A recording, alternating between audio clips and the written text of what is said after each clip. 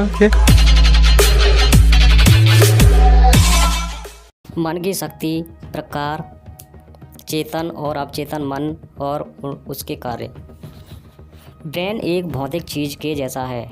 उन्हें हम देख सकते हैं, छू सकते हैं, काट सकते हैं, रिपेयर कर सकते हैं, नाप सकते हैं, लेकिन मन एक ऊर्जा है, बिजली जैसी ऊर्जा, जिसे हम देख नहीं सकते बल्कि महसूस कर सकते हैं।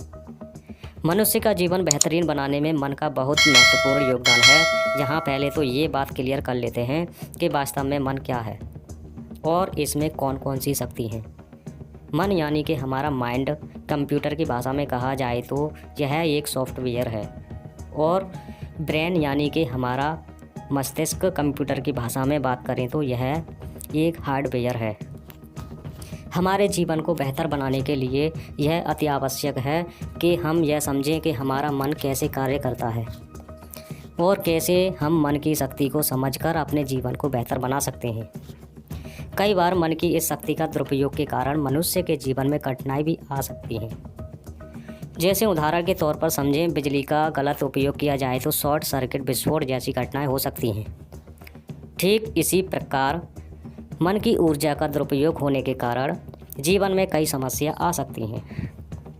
दोस्तों, आपसे अनुरोध है कि मन की शक्ति के बारे में पहले संपूर्ण जानकारी लेने के बाद ही इसको अपने ज़िंदगी में उनका इस्तेमाल करें। इस वीडियो के जरिए हमने मन और उसकी शक्ति के बारे में महत्तम जानकारी देने का प्रयास किया है। मन का विभाजन हम वास्तविक भौतिक आधार पर नहीं कर सकते, बल्कि यह तो एक मनोविज्ञान की अवधारणा पर आधारित या फिर मन की अवस्थाएं हैं। मनोविज्ञान में मनुष्य के मन को अलग अलग भागों में विभक्त किया गया है।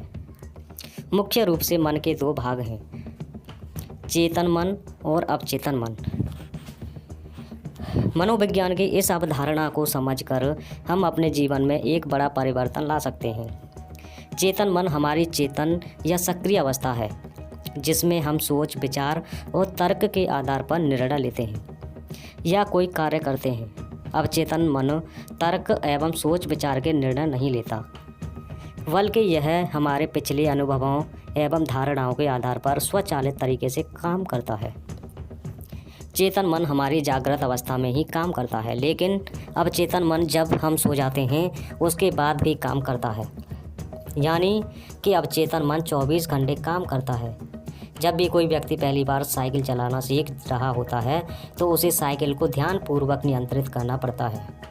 शुरुआत में हम संतुलन नहीं बना पाते और थोड़ा डरा हुआ भी महसूस करते हैं, लेकिन कुछ दिनों बाद जब वह साइकिल चलाना सीख जाता है तो अब उसे साइकिल को नियंत्रित करने के बारे में सोचने की भी आवश्यकता नहीं होती। अब साइकिल अपने आप नियंत्रित हो जाती है और अब तो वह मित्रों के साथ बातचीत करते हुए या कोई और कार्य करते हुए भी साइकिल चला सकता है। शुरुआत में जब व्यक्ति पहली बार साइकिल चलाना सीख रहा होता है तो वह अपना चेतन मन यानी कॉन्शियस माइंड इस्तेमाल कर रहा होता है, लेकिन जब वह बार बार साइकिल चलाने की प्रैक्टिस करता है तो अब यह अनुभव उसके अवचेतन मन में स्टोर होने लगता है और धीरे धीरे अवचेतन मन चेतन मन की जगह ले लेता है। हमारा अवचेतन मन एक ऑटो पायलट सिस्टम की तरह है जो अपने आप स्वचालित तरीके से काम करता है। सभी स्वचालित कार्यों जैसे सांस लेना, दिल धड़कना आदि कार्य अवचेतन मन के द्वारा ही किए जाते हैं। हमारी आदतें एवं रोज बरोज के सभी कार्यों में अवचेतन मन का महत्वपूर्ण योगदान होता है। क्या आप जानते हैं सभी सफल लोग किताबें क्यों पढ़ते हैं?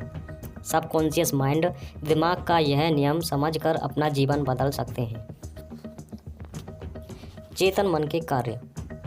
अब हम यहाँ पर चेतन मन के कार्यों और उनकी शक्ति के बारे में बात करेंगे।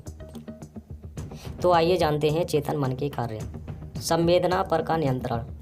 हमारी आँखें, नाक, कान, जीभ, त्वचा इत्यादि इंद्रियों पर का नियंत्रण हमारा चेतन मन करता है। विचार करना यह एक चेतन मन का कार्य है। जब हम सुबह उठते हैं तभी से हमारे मन में विचार शुरू हो जाते हैं और जब सो जाते हैं तो विचार बंद हो जाते हैं, क्योंकि चेतन मन नींद में काम नहीं करता। कोई भी कार्य के बारे में सवाल करना जैसे कि क्या, क्यों, कैसे, कब इत्यादि यह सब तर्क है जो चेतन मन करता है। किसी भी चीज़ का पृथक्करण चेतन मन के द्वारा होता है। चेतन मन ही किसी भी चीज़ की व्याख्या करता है। चेतन मन से ही सही को जानना संभव होता है। सच और गलत की परख हम क्या सही है और क्या गलत है इस चेतन मन से तय करते हैं। सच गलत जानने के बाद हम जो निर्णय लेते हैं वह चेतन मन से लेते हैं। एक बार निर्णय लेने के बाद उसका अमल करना चेतन मन से होता है।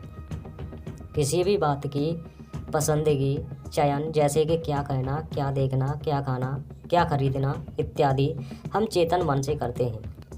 किसी भी चीज़ या काम के प्रति इच्छाएं जगाना चेतन मन का कार्य है।